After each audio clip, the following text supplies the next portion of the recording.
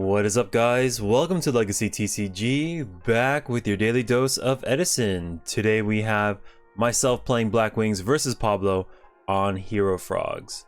So this is round number 5. We're both X and O. One of us are going to pick up with this first loss. Hopefully we can get past these frogs. Pablo's a frog specialist, as I'm told. I remember getting him on the camera last Ultimate Rare Dark Arm tournament, and people were saying like, yeah, he's our frog guy. Probably Collectible Exchange's frog guy. Kind of like how Homom is our card addiction frog guy. This is theirs. So frogs, definitely one of my weakest matchups.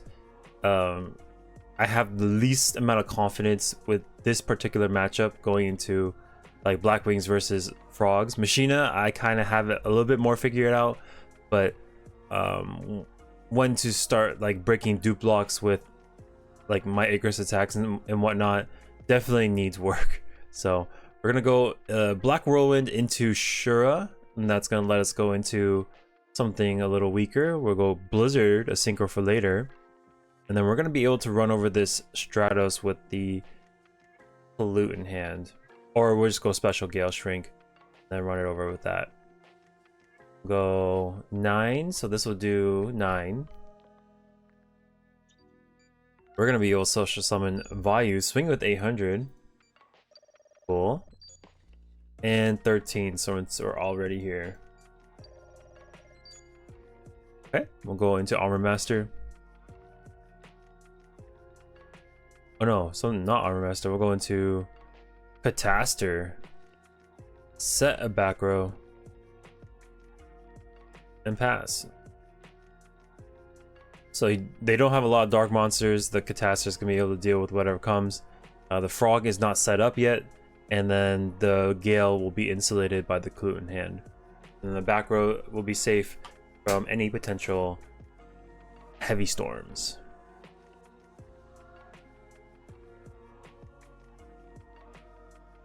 Here's the heavy. Starlight Road gets activated, and the Starlight Road has been putting in work this tournament. Definitely one of the cards that is helping us apply a lot of pressure.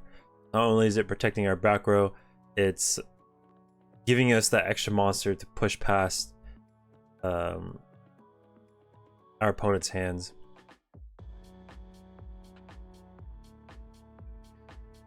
Okay, special summon, what's his name? Infernal Prodigy.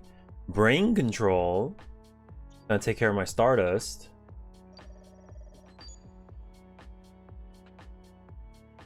And then maybe he just cracks over this Cataster, Tribute to Negate. Yeah, it's a mandatory effect, so he's gonna Tribute to Negate it. Dealing with all my synchros, and then main phase 2 summon Substitute, crack that. And then he's gonna be able to go into a lock. So I do have ways to deal with this lock. We can Brio, we can Brain Control, move stuff away. We have quite a few options. But he's gonna go through his entire deck of his frogs, Substitute, Swap, Treeborn, all that stuff, just to be able to draw into his bombs a little bit easier. Hopefully he doesn't have a back row, so I don't have to think as much.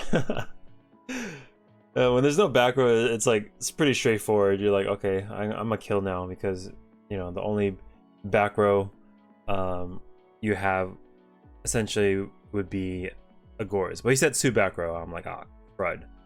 That's not good. We're gonna shrink one of these dupes.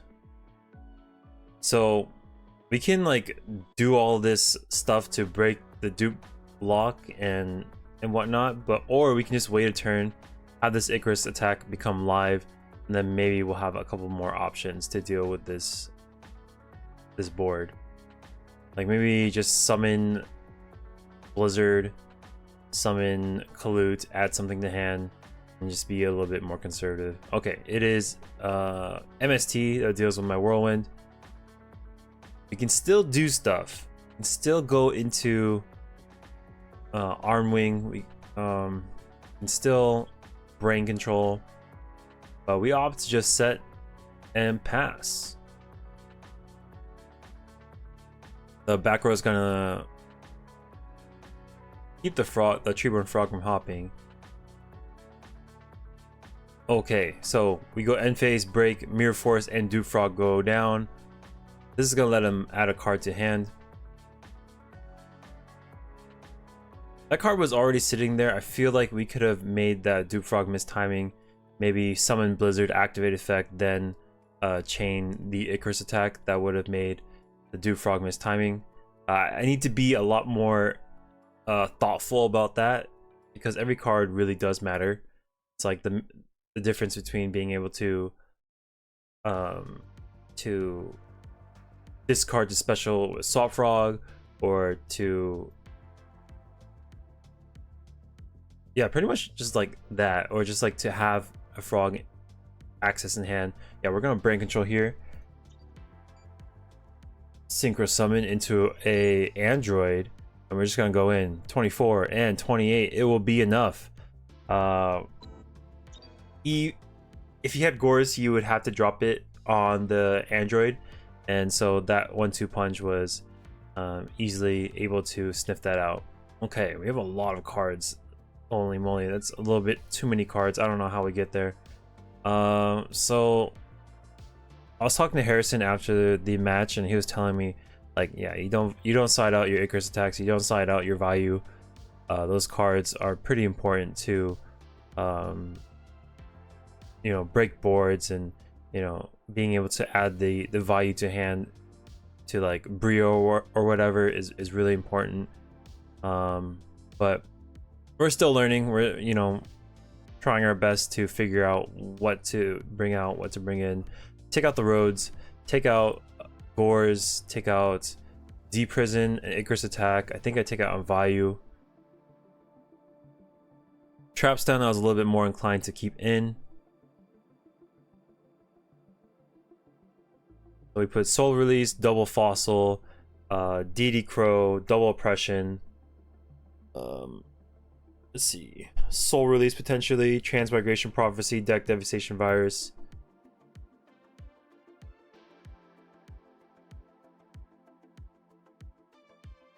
Yeah, we take out Trunade Gores, value. Yeah, I think it was okay. There's definitely better sequences of cards to take out. Someone was saying don't take out your big birds, like don't take out any of your big birds, because you have to combine them with the black whirlwind, and every bird counts. But with that being said, it's like there's not a lot of cards to move around. Maybe Blackwings can just use 5 or 6 cards to deal with hero frogs. Maybe we don't need, you know, 7-8 cards. It's probably not necessary. But as time goes on, I'll be able to look up, or you know, experience for myself like what cards should go in, what cards should stay out. But that's gonna take some learning. He's gonna be able to go into this dupe lock and pass the turn. What do we do? We can maybe, like, technically we can break this board, but do we? Well, we're gonna set Bora, set 3 and pass. So yeah, I really need to start thinking, like, to break this dupe frog lock, we need to have it mistiming, because him adding cards, it's gonna kill us. So if we do it's like a when effect. When this dies, you get to add a card to your hand. So if you like summon something, activate effect, and then chain your thing that destroys those 2 monsters, then it'll make it mistiming. So you have to like pick and choose and find those opportunities to activate that Icarus attack. So he's gonna summon Alias. We're gonna Mirror Force. So we can Mirror Force here, and then if he chained the Icarus attack to that Mirror Force, this would have been an opportune time to break those Dupe Frogs, and he wouldn't have been able to add. So like, look here. Now I break these two back rows, Trap Stun plus Dupe Frog. He's still gonna add a card to hand. So we could have broken this board by combining it with the Mirror Force, and then breaking the Dupe Frog plus that other back row instead, and then he wouldn't have been able to add this Treeworm Frog. So this Torrential does the same thing too. If he has the lock and we do something, like it'll help us with that card advantage. So we're gonna go into Goyo. Attack. He's gonna activate effect. We will special it to bring it to our side, forcing him to attack into that if he brings like out like a 0 or something. Right? See, so those Dupe Frogs, they're paying off dividends. They added a Treeworm Frog and a Swap Frog to hand. He's gonna be able to utilize that to his advantage and slowly eke out card advantage over time.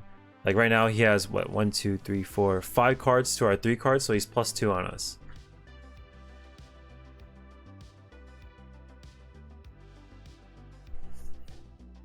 Yeah, this tournament I did learn a lot, and a lot of the learning, honestly, it had to do with just like talking to other people, just having conversations, theory crafting. After the like after playoffs, when everybody was like, we're like watching the finalists, Harrison was talking to me, and I learned a lot from him. So okay, yeah, discard special Swap Frog. He's gonna swing in for 1,000. This is First Blood, 24, 3,400 damage total. No gores to be seen.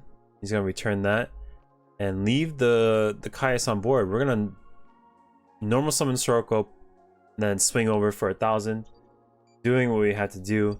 And with that many cards in hand, just us having one, it's not likely we're gonna be able to get back into this game, even with like another Blizzard or something. So we take 34 here, or we're going to take 34. Discard special swap. We'll go to, I think, 2.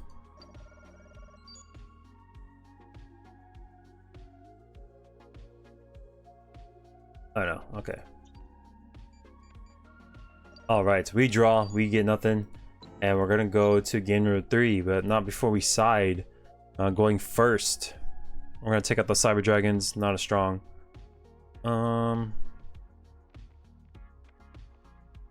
Looks like we're looking for, it looks like Transmigration Prophecy and maybe Bottomless. Yeah, Transmigration Prophecy and Bottomless.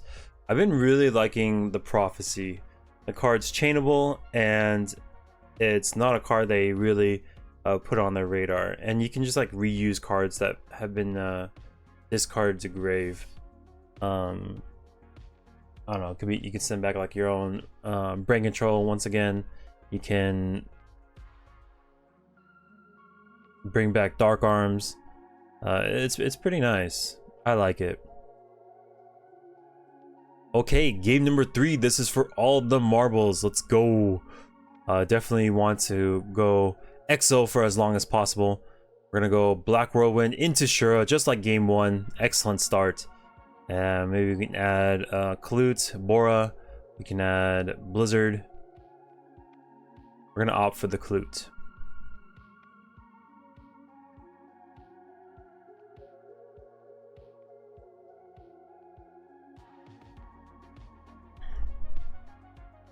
Okay, we're gonna set Icarus attack potentially, maybe Bottomless. Transmigration, a little bit too early for that, so we're gonna keep that in hand.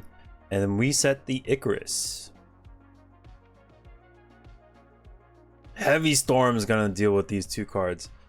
Unfortunate, but at least we don't have to deal with that card for the rest of the game. He's gonna Soul Exchange, for a Substitute. That's gonna crack our Shura, and that's gonna let him go into a dupe lock. Not before he sends all his frogs to the grave. So if he has a body to tribute and a Substitute on the field, he's gonna be able to have access to those 2 bodies to bring out the double dupe. And if we don't have a way to break the double dupe, he's gonna slowly amass cards over time to eventually defeat us. So we're on a clock. We need a way to break the board and stabilize or keep our stuff on board as well.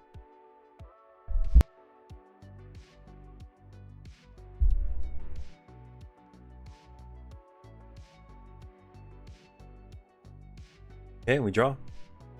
Brain control, that's something that can break it. This is just like game 2. Yeah, we had this exact combination of cards. Clue, Gale, brain control. But I think we need a little bit more juice. Maybe we just set bottomless, pass. Yeah, you can see me doing a big think here. I could, you know, normal summon Pollute, special Gale, brain control, you know, break apart his board.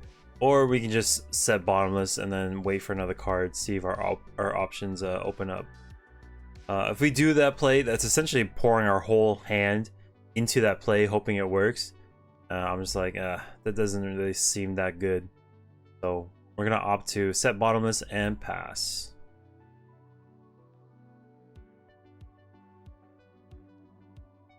Okay, swap. No effect. He's gonna use it to swing in for 1,000. Little quick slap, and then he's gonna a slap and a hop back to the hand. Yeah, a lot of times they just use that swap frog to poke at you, and then like you're not really willing to do something about it. We do get the big bird in Shura, so we can combine that with the Gale. We're gonna shrink one of these, break this board apart with brain control. All right, and then we're gonna have a lot of stuff to work with. I'm gonna put him into attack. He is shrunk, so we can attack with this Shura over this, activate effect. I think he gets to search first, and then we'll search for our card. And that's gonna let us search into. I think I cited the value out, so maybe we find Pollute.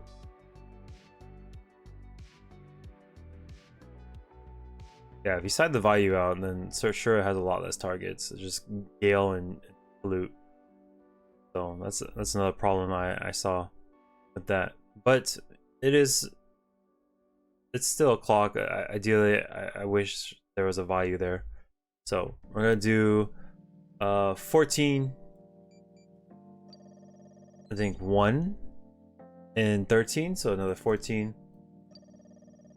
We're not gonna give this card back to him, so we're gonna synchro with this. We can go 8. We can go 5. Looks like we're gonna opt for an 8-star.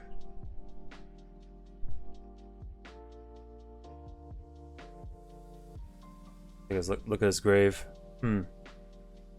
If he has a monarch, we're gonna be sad.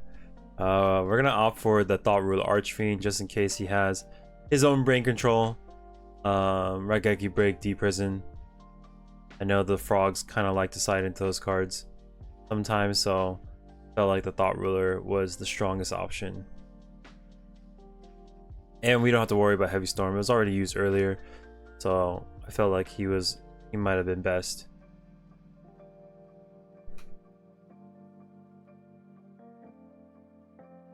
Yeah, he has a lot of cards in hand. I'm kind of scared.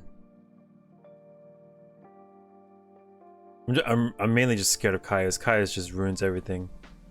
Caius, or just even Ryza, is pretty annoying.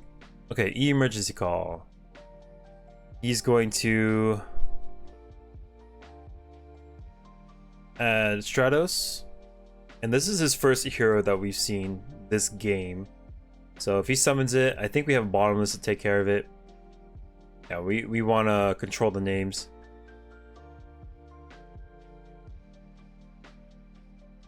He's gonna add ocean.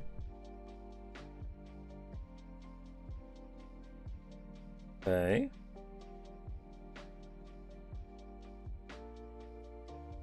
So, didn't summon the Treeborn Frog. That means he doesn't have a monarch. He's gonna discard the special, the Swap Frog.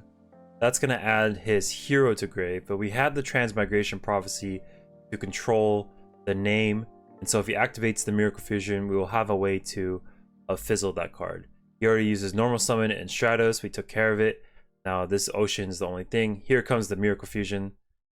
We're gonna pitch that back. A bunch of frogs in the grave. I think he has maybe just one frog. Maybe we should have sent that Treeborn Frog back to force him to pitch with Saw Frog. Oop, take something. But I probably should have paid attention to how many frogs are in there. If there's just one Treeborn Frog, then definitely send that back to set him a turn behind on his hopping. But we opted to send back our brain control. Alright, sets a back row. Cool. Thought Ruler safe from D prison. Sure, not so much. We're gonna swing for 27. Excellent, it goes through. We're gonna swing for 18. D prisons is there. Has to use it. If that attack went through and he just lets it go through, we had the clue in hand. So we set a card and pass. We had the Trapstone in hand. Maybe we could have just held on to it, like held off on the Shura attack while we set the Trapstone. If we were reading D prison, but we just kind of forced him to have it right there. Treeborn Frog hops back to the field. The Thought Ruler get answered. Highest would be super ideal.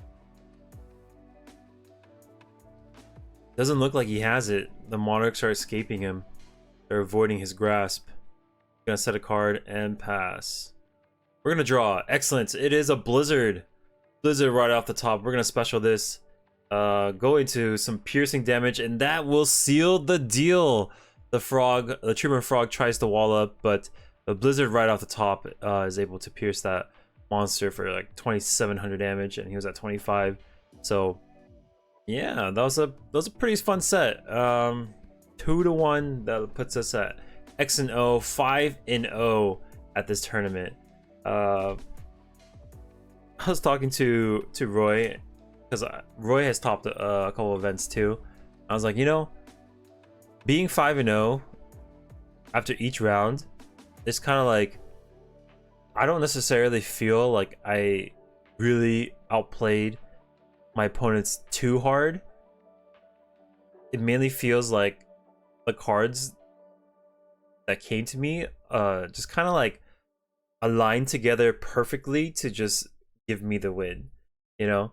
So it's like, yeah, there's like all the decisions you make to, you know, play to the best of your ability, most like optimally and stuff. And like I try my best, but like at the same time, I can't help but just think like I get really lucky, or I've been really lucky these past 5 rounds. I don't feel like, oh, like, yeah, I'm just straight up better, you know? Like no, like a lot of it has to do with just the variance and the draws I was getting. Like Blizzard right at the top, he has 2 defenders, and then, you know, X amount of life, the perfect card to just pierce for, you know, X amount of damage and win the game, you know? I definitely could have just summoned or had another Shura off the top, and then, you know, he blocks the way for another couple turns, and then, you know, summons Miracle Fusion. You know, it all goes downhill. But yeah, it's an interesting thought, feeling. It's just like, oh well, like I don't necessarily think I'm like that much of a better player than these players I've beaten. It's just I have been really lucky with the draws, and like I don't know, when it gets to the later rounds, and you come across other 5-0s or 6-0s, 7-0s even, like you know that those players are kind of there with their own like mechanical prowess and the luck at the very end. So you do have to have a certain degree of just know how to get past a lot of situations, but there is a lot of luck that gets included. Yeah, but anyways, thank you so much for watching. Make sure to hit that subscribe button for me for more. The rest of the matches will be posted throughout the week, and I'll catch you there. Peace.